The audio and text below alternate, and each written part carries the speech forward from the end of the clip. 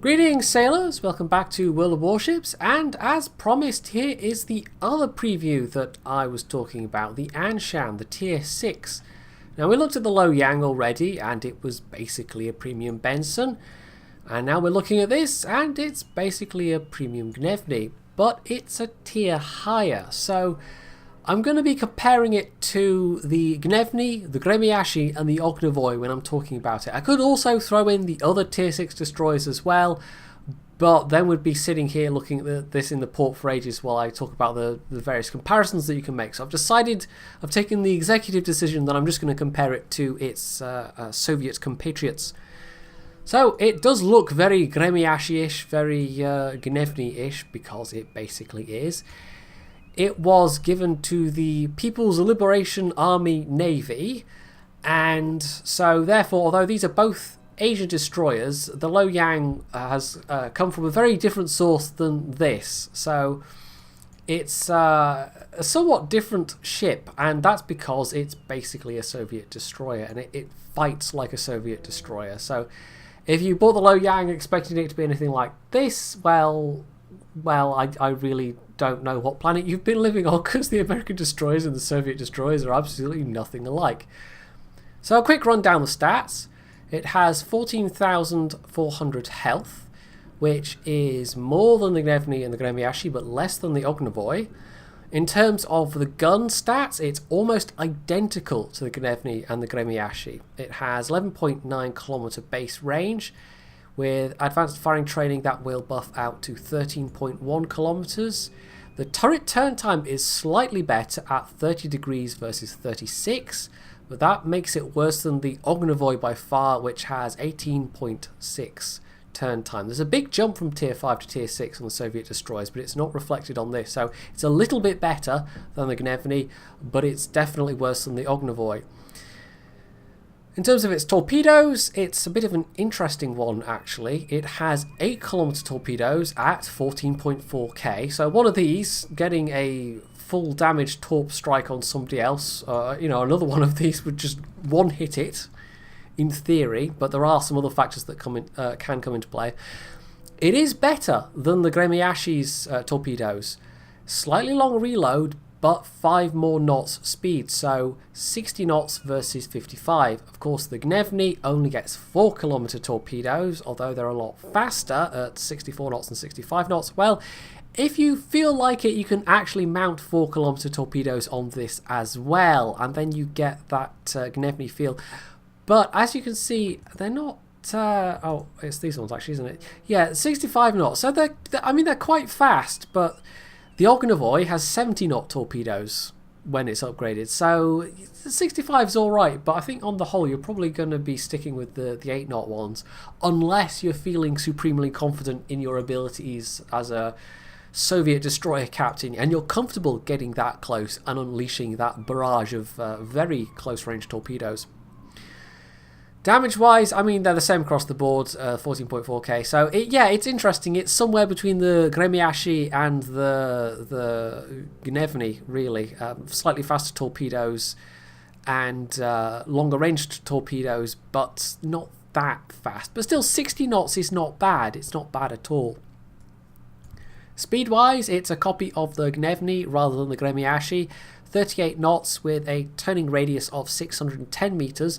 The Gremi is actually slower, 37 knots, so a little bit slower, same as the Ognavoy in fact, that's also 37 knots, but it has a tighter turning circle at 510 meters. So overall the Gremiashi is the more nimble ship. It's got a tighter turning radius, and these things can matter in a destroyer, but it's a little bit slower as well. However, of course, you can stick on those Sierra Mike flags that will help you.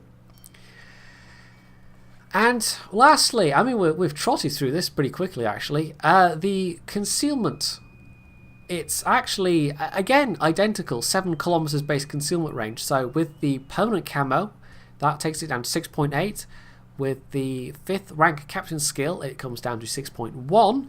And it has an identical air detection range of 3.6. So it's actually better than the Ognavoy in terms of its stealth capabilities, and that 7 kilometers plus the 8 kilometer torpedo range, it means you can torpedo from stealth, just as with the Gremiashi. It's not much of a window, but you can do it.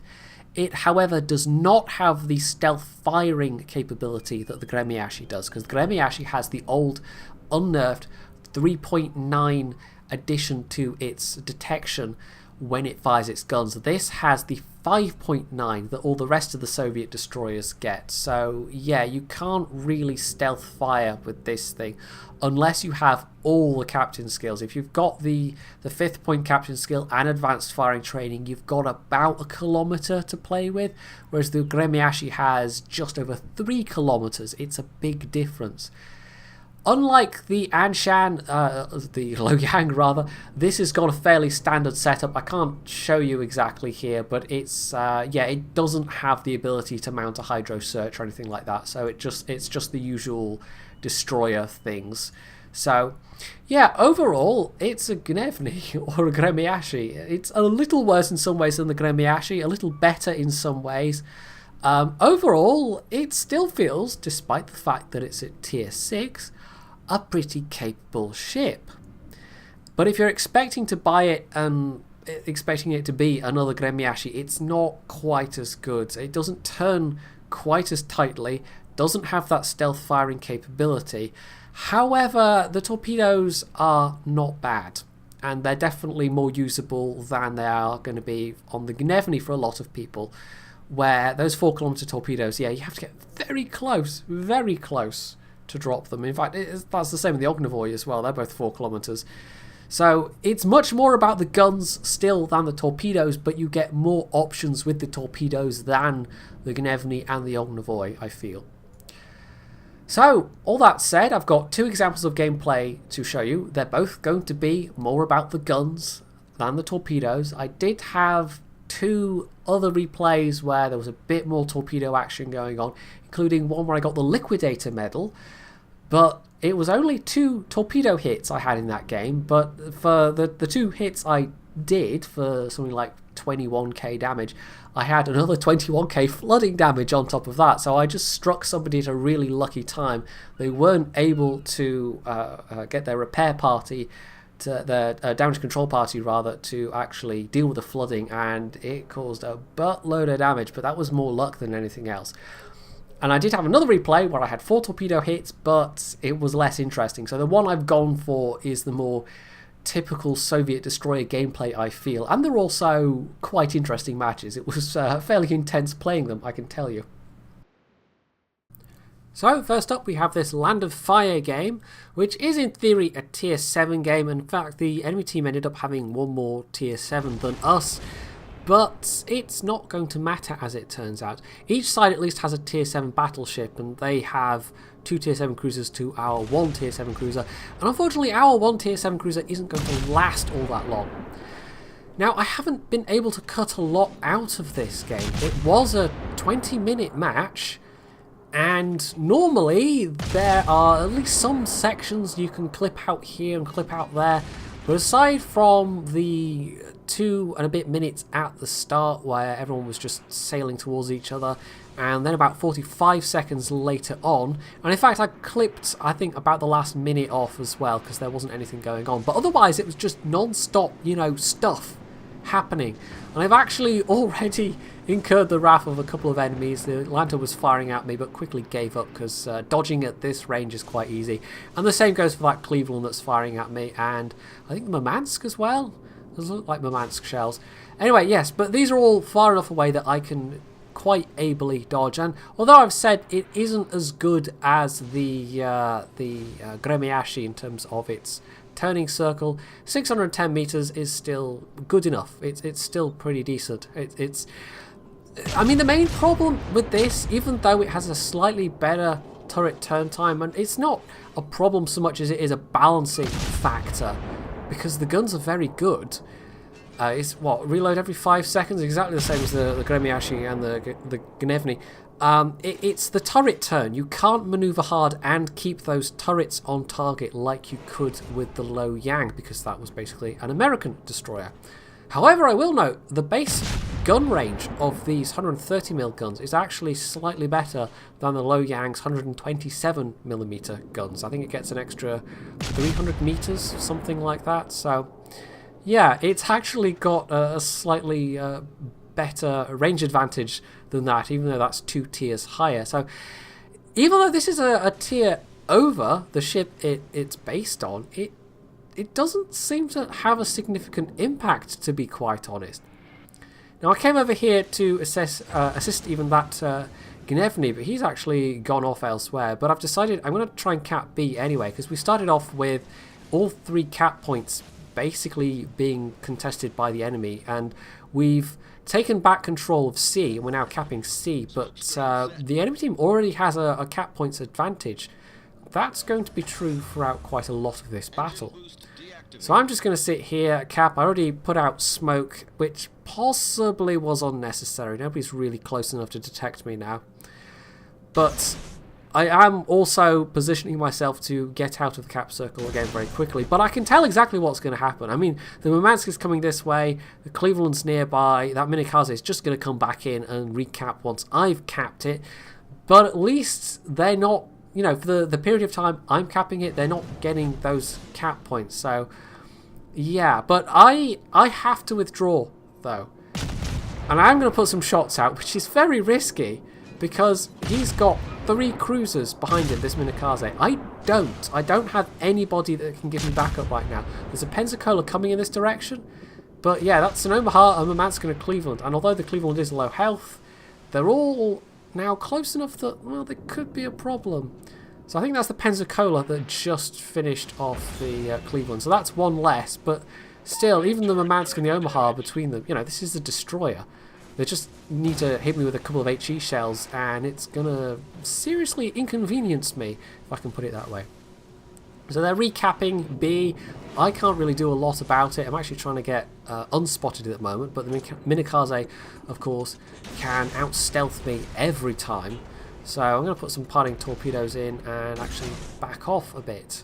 And hopefully I will get unspotted. Hell, I was actually close enough that Murmansk could spot me as well, because even with paint, I mean, 6.8 kilometers base detection, not base detection, with camo detection is, it's not great. It's workable, but if you're relying on staying stealthy in these things, a lot of the time that's not going to work, especially against other destroyers. I mean, you can sit in smoke and use that, and if you've got all the relevant captain skills, you can actually also get that stealth firing going, but only with about a kilometer to spare, which is quite tricky because it can be, if it's one-on-one, it's quite easy to, oh, that Pensacola, oh dear, oh well, so much for the backup. If it's one-on-one, it's quite easy to try and keep your distance against a slower ship. But if there's multiple ships, well, you can unwittingly sail into the detection range of a ship that you don't even know is there while you're trying to fire from stealth. So, yeah, like I said, the Gnevny definitely beats it. I think the Loyang probably beats it. I can't remember the numbers I gave for the Loyang now, but of course, that can mount the concealment system. This can't, because it's a tier 6. So the Loyang does have that going for it.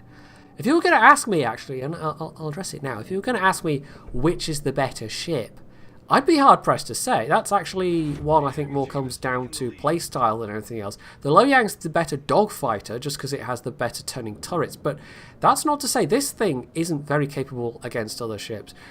In fact, most of this replay, I'm going to be fighting against destroyers, so you're going to get some flavour of that, and some flavour of what the turret traverse is like when you are trying to fire at other destroyers and manoeuvre yourself. Now, fortunately for me, the destroyer I'm going to be fighting against for most of this is a Minikaze, and they have terrible turret traverse in comparison. So if you're fighting against a Japanese destroyer, it's not so bad, because they have even worse turret traverse, and yeah, you have to manoeuvre to throw their shells off, but if they manoeuvre to throw your shells off, that's going to take even longer to get their turrets back in place.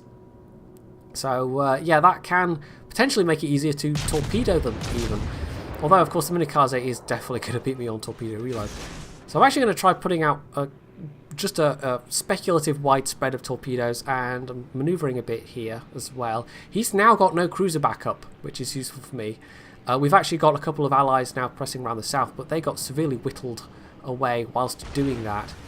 And unfortunately for me, I don't have... I'm once again in the position of not having any immediate support, so it's just me one-on-one with the Minikaze. Which in theory is... you know, in theory I have the advantage here. But I think this was actually my bad in terms of maneuvering to try and put torpedoes out against this guy. He is probably, if he's a good enough player, not going to have any trouble dodging torpedoes except at very close range. And at very close range, that's probably more of a risk for me than it is for him. And in fact, there's some torpedoes from him right there. However, I think I'm going to be fast enough to get past all of these. So, yeah, no, that's fine. That's loads of room. However, all that maneuvering has meant, once again, my guns are out of position. So, yeah.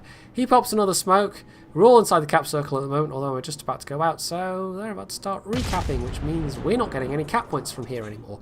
And they're quite far ahead at this point. They're not that far ahead in ships, but they are definitely ahead in cap points. Now, this gives me a moment to say, and more torpedoes, spotted fortunately by those bombers going overhead. Our Colorado was an absolute hero in this one. You'll see absolutely how close he came to dying later on. And, oh, maybe these torpedoes will do something. So, I do not know what hell that guy endured, but he was fighting superior numbers at almost all times. There is a Fuso to the north there as well, but that's much further away. So the Colorado is basically getting the brunt of the enemy team's attention to the west. Now that looks like, yeah, there we go. That was dive bombs from the carrier, and I think that guy's had his engine knocked out. So you can see the flames coming from the tunnels. He's firing at me, but I think I've got him. And, oh, that was slightly unlucky. One of my turrets is, however, out of commission. And, oh, well, okay, that's a little unfortunate. Yes, this is just whizzing around, dodging torps, trying to put torps out of my own, but sadly, no torpedoes, and I don't even get the kill. It's actually the Colorado, I think, that killed him there. So the Colorado time out of his busy schedule of fighting all those enemy ships to actually help me out, having said, oh, no one can help me. Yeah. Anyway, I've burned about half my health, but once again, yeah, this is the second time I've capped this circle twice and defended it 3 times, so that right there is going to be decent XP. But we're still behind on points. We still need to kill some of these enemy ships. And unfortunately for us, the Matsuki, yeah, that's Matsuki, and the Cleveland are closing in on the carrier. The Miyoko's going back to try and defend, and they're all just outside my range, unfortunately. And I'm not quite sure why I popped smoke here. I think I was wary of the fact that the Fuso was there and that the Gremiashi is nearby as well, and just being spotted. But it may have been unnecessary. But yeah, the Fuso, though, I mean, even at that range, could do me a serious mischief. So maybe it was prudent. I don't know. But the next thing I'm going to fight is going to be neither of those. The Matsuki and the Cleveland are going to have to take care of that guy of their own devices. Because at this point, I was thinking, okay, the Gremiashi. If I can help out the Colorado, who's down to less than 6,000 health now, and then that'd be very good indeed. And actually, it turns out the Gremiashi was coming this way anyway to try and cap this point. Maybe he assumed I had gone south. So this is bad news for me. He's basically got the same guns, the same rate of fire, with a slightly worse turret turn time, but a hit points advantage, because I'm down to less than half health, whereas he's still completely full health. However, the Colorado, who is just... I cannot... You know, this would not have been the result it was without this Colorado on our team. He's actually putting shots in this direction as well, so it's not just me having to take on this guy. However, at the range we're talking, I mean, the Colorado's shells are unlikely to hit, but if they do, it's going to help me. 2 is better than 1, definitely. So I do have a slight advantage here, like I said, in turret traverse, but it's probably not enough to make a huge difference. Absolutely, you are going to want the turret traverse skill on this captain, because you need every little bit of extra turn you get. The Ognavoy definitely has a massive advantage. It's nearly half the turret turn. And like I said, it's a really big jump from tier 5 to tier 6, but it's not reflected in this. But as I also said, this thing is a fair bit more stealthy than the Ognavoy. So it's swings and roundabouts. So I decide discretion's the better part of valor. I actually pull back and let the Gremiashi have the cap, because I can just recap. And it looks like he's actually reversing right now. Yeah, he must be. Those shells just fell short, so that is him reversing. But I now have potentially fire support from the Mitsuki and the Cleveland as well. As you can see, the Mitsuki is also rather low health, and he's not going to want to get into a close range firefight with a Gremiashi if he can help it. Heck, he's probably more wanting to go after the Fuso right now. Colorado's also probably not going to be able to help me because him and our Fuso are up fighting the Nagato and the New York in the north. So they're going to be occupied. So it's just me and the Gremiashi. But I didn't take too much more damage in the interim, and you can see what hit points he's down to now. So it's a slightly more even fight. I fancy my chances a little bit better now. So just continuing to put in the fire, use this rate of fire to the best effect I can. And the carrier actually seems to be... I mean, he's already taken one hit from the carrier. And the carrier seems to be concentrating on helping me out more than anything else. We do need the cap point. I mean, we've actually come back on points, but it's still close. Maybe the carrier recognised that. Maybe he just felt this guy was the easiest guy to go for. Oh, I'm on fire. That's not good. But for whatever reason, he's sending his dive bombers over to assist me, and that's very welcome. So I pop a smoke, which is very reactionary. It was a very defensive smoke screen, but actually... It's not a bad idea at this point, though. I mean, fortunately for me, the repairs immediately, within seconds of being set on fire, came back. But the bomber was then able to spot this guy. However, he pops a smoke screen of his own. So, yeah, it's a little bit more guessworky at this point. Now, the Cleveland's putting in some fire, and it just remains to be seen who's going to get the kill, because he's now very low health. I don't know if the dive bomber actually did score any hits on him, but he is super low health now. If we kill him, we get more points for killing him. And actually, it looks like we lost our Fuso with any team, Aslain, Nagato as well. So that's fine. If we kill the Gremiashi, take back the cap point, that should give us a fairly solid lead. Providing the Colorado can hang on, because he's down to, at this point, I think less than 1,000 health. So Torp's out. He just seems to be hiding in the smoke right now. And barring unforeseen horrible accidents, I should win this. Now, it did involve giving away the cap circle for a while, but I decided that withdrawing was the smarter thing to do, and it did actually pay off. I was able to preserve more of my hit points than this guy. And that's one of the things about this game. Being in the cap circle, it's painting a target on your back, basically, especially if you're in the process of capping. You'll definitely make yourself a more attractive target, not least because people get pretty decent XP for decapping. Now he immediately switches fire to me, puts out torpedoes the moment I get in range, and actually knocks out my steering and takes me down to less than 2,000 health, but I immediately repair, and oh, it's a little bit close, but ooh, yeah, okay, there we go. I threaded that needle. I am now able to just sit here comfortably, recap. Cap for the third time, so I've got 3 caps and 3 defences, and well, basically we end up winning on points. So I've, like I said, I cut off like the last minute or so there. So that ended up being a rather close win, and as I said, there really wasn't a lot of stuff I could cut out there, but the next game is even more so. Easily top of the team, 2.2k XP, but that's because I had those 3 caps and those 3 defences. Our Colorado, I'm not sure he really gets enough credit on the score screen there for how hard he seemed to be fighting. But the Independents also did very, very well. And overall, yes, that was a very nice game and a very profitable game as well. I actually made nearly 300,000 credits there, which is pretty nice. So, yeah, in terms of profitability, this is easily the equal of the Low Yang, I would say.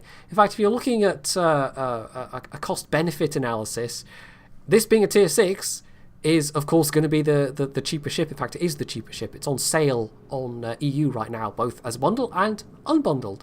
And, of course, it's cheaper than the Low Yang was, so just on that basis alone, yes, I think this is tier for tier just as capable, just as good a moneymaker as a premium destroyer, and it's maybe not quite as good a gunboat as the Błyskawica, but it's still pretty good. And I think the only way in which it suffers compared to the Błyskawica is it's a tier over where its compatriots are. But it's still, like I said, it doesn't suffer unduly for that. It still works okay. Now in this game, this is a Two Brothers game, and this time we're top tier.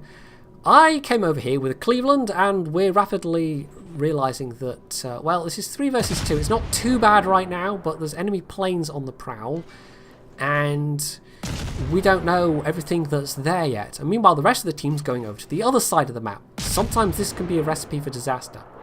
Now you'll note I actually started off firing AP, and I do fire a bit of AP in this game. The 130mm guns get Citadel AP damage penetrations, well, that was a messy sentence, you know what I mean, of 2,500. So against same tier and lower cruisers, it's absolutely worth it if you can get the side of their ship. And I do have some nice tasty cruiser sides to go for here. Now the shell speed of these is not particularly fast, but if people are just going to sail along in straight lines, like cruisers, then you know what? Absolutely, I'm just going to keep pounding away with the AP. And you can rack up a fair amount of damage with that. Against battleships, against angled cruisers, you're probably going to want the HE shells. But against aircraft carriers, at least the same tier and lower, the tier 7 ones are probably thin-sided enough for it as well. I'm not sure about the tier 8s. But yeah, the AP shells, don't forget about the AP shells on these 130mm guns. They can be rather nice. So the Cleveland's getting the brunt of this because he's the much more visible ship, and I'm just trying to help out damage-wise where I can. Our Independence is also beating a hasty retreat. Is anybody from the other side coming back to assist us, though it's 4 versus 1 at the moment? Nah. It's going to be one of those teams. It's going to be one of those teams that slightly make you put your head in your hands and wonder, are they looking at the same minimap as me? Because despite our need on this flank being rather obvious, we are outnumbered 2 to 1. In fact, more than 2 to 1, because there's an Omaha that's been spotted down south as well. Nobody has really reacted to come help out at all. And it's also going to be a case, and you know, minor spoilers, that even though most of the team is on the other flank, they still don't manage to push through, even though they have superior numbers. Or, well, maybe it's fair to say they do push through, but at a very, very great cost. You'll see as the battle progresses anyway. So firing at the enemy Gnevny, and at this range neither of us really has an advantage over the other. He pops out the smoke. I'm deciding not to use one just now. I decide that this is a sufficient range where I can just rely on dodging rather than putting smoke out. And it's also around about now that I noticed there's a Minikaze that's come through the middle, as well as a Furutaka. This is bad. Now I'd love to stay and help this this Cleveland. And there we go, he's actually killed that Omaha, so that's good. But I really have to go back and do something about the cap, because we lose the carrier, we're going to lose a whole chunk of team points, as much as a battleship. And there's also a foot attacker there as well, so yeah, somebody's got to defend this. And despite the presence of 2 enemy ships in our cap circle, one of which is trying to kill our carrier, in fact they're both trying to kill our carrier, still nobody's coming back from the other side. Not even those faster cruisers that are at the back. So, yeah, it looks like it's up to me, hey? Now, the Cleveland unfortunately has gone down under the weight of fire. The foot attacker is actually going to join up with his allies. So it's literally now just me in this carrier. And of course the carrier doesn't have any guns to fire back with. Oh, well, actually, the Independents might have secondaries, I don't know. But I'm literally the only thing that's holding back multiple enemy ships. Now there is a Phoenix heading back in this direction, and oh, let's not bump into the carrier, that would just slow me down. But otherwise it's looking a bit lonely right now, and there goes the carrier. Yes. And then life got interesting. Well, one of my torpedoes actually goes in, and I think I flooded that guy out. I don't think it was actually a fire or a hit that finished him. Actually, it might have been fire, I suppose. I don't know if I set a fire on that guy. But I decided at this point to go back to the AP shells to try and finish off this low health Omaha. And there's the Phoenix also giving some fire support. So that's at least one person. And there's now a Myogi and an Ioba just kind of vaguely coming back in this direction. Several minutes later than would have been prudent, but better late than never, I suppose. Now, I really don't have a lot of option other than to just beta retreat the hell out of here, but rather than just try and stealth and run away, I'm going to fire all the while and actually just trust on my maneuverability to keep me alive. And I basically remember using this tactic a fair bit when I was testing out the Soviet destroyers as well, particularly the higher tier ones, machines like the Kiev and the Tashkent. It was quite viable to just keep your enemies to your stern and keep firing, and to say to hell with being spotted, and to just maneuver because your rate of fire is good enough. Now, you can do that with American destroyers as well, but my experience with the American destroyers is really limited to, well, obviously having tested the Lo Yang and also having played up as far as the Nicholas. And actually, I think I told a slight fib the other day when I said my next American ships are just the Pensacola and the Colorado. That's not strictly true. I've also got the whatever the tier 6 American destroyer is as well, ready to purchase, and I just haven't done it yet because I was saving up credits for the Izumo, and I'm still having to grind money for the Izumo because those modules are quite expensive to mount. It's 4.1 million credits for the second hull, something like 1.2 million credits for the range upgrade. So yeah, I'm going to be grinding credits for that thing for a while. Anyway, a couple more shots and I can maybe finish off this Karlsruhe. I probably should have switched to HE for this. I don't know why I stuck with AP shells, but there we go. One finally hits his superstructure or wherever and finishes them off. So that's my third kill, in fact. So I'm going to go after the Furataka now. And of the ships that press down south, well, it's just a lone Minakaze that's pressed round and through and is going through the carrier. And this is actually the remainder of the enemy team. So maybe I was a little unkind when I said, a lot of them died in the process. Some of them died in the process. The rest of them eventually came back. But they're not being particularly coordinated. And I was trying to highlight targets to get people to focus fire. And I was having a hard time getting people to focus fire because everyone was just firing willy-nilly. And they all go off in a clump up to the corner. I don't know why. We have now a numbers advantage. We're 5 versus 3. But they were still playing really defensively. They were still playing as if they were beating a retreat. And at this point, we can turn. We can press the attack. We have the numbers. But I can't do it on my own. I need my allies to be not quite so shy. So I decide to try and make a torpedo run on the New Mexico, but this is at more or less max range. I mean, if I get too close, the Furataka's still back there, the Gnevny's still there. They are going to switch focus to me if I'm trying to get close enough to drop torpedoes, because that's what you do. You see someone in any kind of destroyer that's trying to get within range, especially the lower tiers when the ranges are shorter. And if you can see them coming, then hell yeah, you're going to turn your guns on them. Now, fortunately for me, the New Mexico isn't, but the Gnevny is, and the Furataka is, and those Furataka 8-inch HE shells are nasty, and that's actually, I think, some of my first damage I've taken this game. Now, I'm still focused on the Gnevny, because he's the squashier target. I can do more damage to him more quickly than I can the Furataka. And, no, doesn't look like I'm going to get any torpedo hits in. I think I just fired off a volley, because tracking the Gnevny while I'm making maneuvers is yeah, the New Mexico happened to be going the way my guns were, as it were. So it looks like most of my allies are focusing the New Mexico and they're slowly whittling him away, but given that it's 4 ships firing at 1 ship, they're making remarkably slow progress of it. I know it's a New Mexico, but we've got a New York, a Congo, and a pair of destroyers, a pair of cruisers rather. The cruisers should just be pelting with HE, and the battleships should surely be getting some traction. But no, they seem to be taking a very, very long time to do it. And they're also now ignoring the fact that 2 enemies are trying to cap. And okay, maybe it's not that urgent. We do have the time, even with 2 enemies in the cap. It's not like it's World of Tanks where 2 enemies in the cap means, well, you've got 30 seconds or less to try and decap.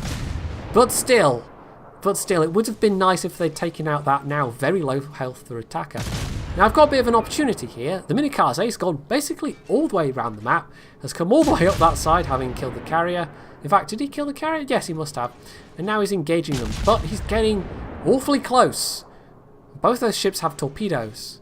So either he's going to get torpedoed or he's going to get a bunch of 8-inch HE shells to the face, and as it turns out, it is the torpedoes. He sails right into those for-attacker torpedoes. That was kind of predictable. I mean, you sail right alongside somebody like that, and he didn't even put out his own torpedoes. I don't know why. But yeah, you put out your own, what am I saying? You run into somebody else's torpedoes like that, and you've got nobody to blame but yourself, basically. Especially in a destroyer. You should know better, surely. So I decided to pop a smoke and just sit from concealment and fire at these guys, except it's me that's been spotting them, so suddenly I can't see them anymore.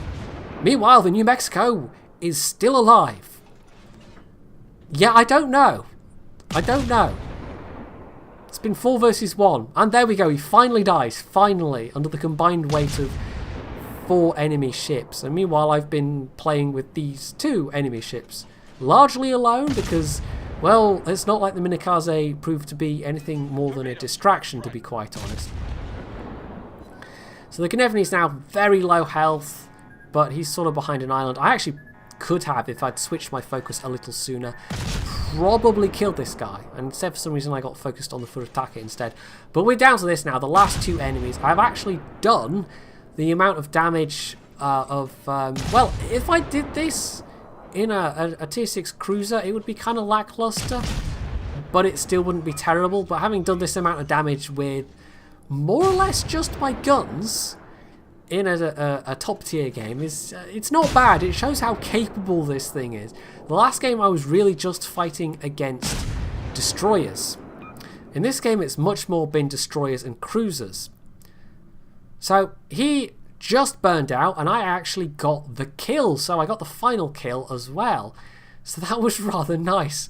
So again, that was a game where I didn't feel like I had a lot of time to breathe, and although the score wasn't quite as good as the last game, because I didn't have the capping and the defending, I was still easily top of the team. And as you can see there, I actually did almost as much AP shell damage as I did HE damage. 1 torpedo for about half damage, and the rest was fires and a bit of flooding. So yeah, all in all, I think I had a 300k profit. All in all, I felt like I needed to go and sit down and relax after playing that game. But yeah, I mean, that's the thing about these, as with the Soviet destroyers, it's a very capable machine, but they're a lot of work. You've got to be on your toes, and there's really not much room for error. But a lot of people like that kind of gameplay, and that's why the Soviet destroyers have actually been quite popular, because they're actually really, really good little gunboats, and this is no exception. So as to whether it's worth the cost, if you like the Soviet destroyers, then yes, but because, as with the Loyang, it's on its own separate tech tree, you can't put your destroyer captains in this. If you bought a Loyang, you can use that captain in this, because they're both Pan-Asian ships, but otherwise it stands off on its own, and you can't use it as a captain trainer. But as a money maker, it's not bad at all. So hopefully you've found this useful, and if you have, you can leave any comments below. You can hit the like button. You can sub to my channel if you aren't already, and as always, stay tuned for more.